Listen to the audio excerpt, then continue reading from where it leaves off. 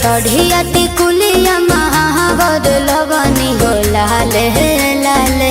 आवा हो चला माई बोलाले बारी हंसवा डोले बारी चला कर दर्शन कीजिया हर साय राते मयरिया सपना देखौली चलो चुनरी चढ़ावे चलो चुनरी चढ़ावे चलो चुनरी चढ़ावे।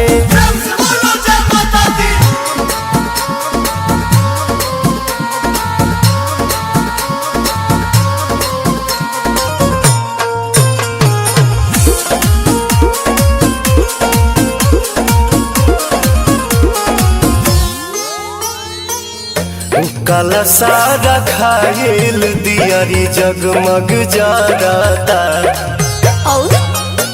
भक्ति के भाव में मनवा जय जय करता। झुमुका हरावा सुनो रे गधरा गजरावा सुनो रे श्रद्धा जगले बारी अपन बनोले बारी मंदिर के घंटी जिया भीतरी सुना जियारा में जोगन के जोगवा जगौली चलो चुनरी चढ़ावे चलो चुनरी चढ़ावे चलो चुनरी चढ़ावे।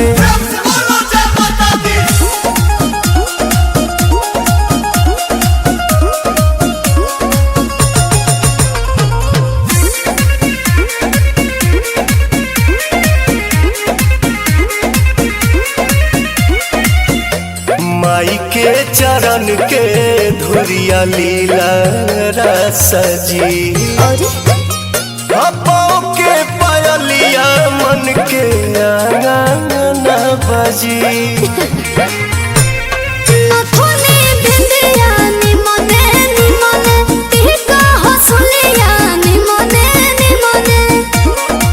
बिने बिहारी पवन भइले भक्ति में मगन गइले गीत दिलवा में श्रद्धा सजाए माई मोरी दुलारी के संदेश बाटे चलो चुनरी चढ़ावे चलो चुनरी चढ़ावे चलो चुनरी चढ़ावे।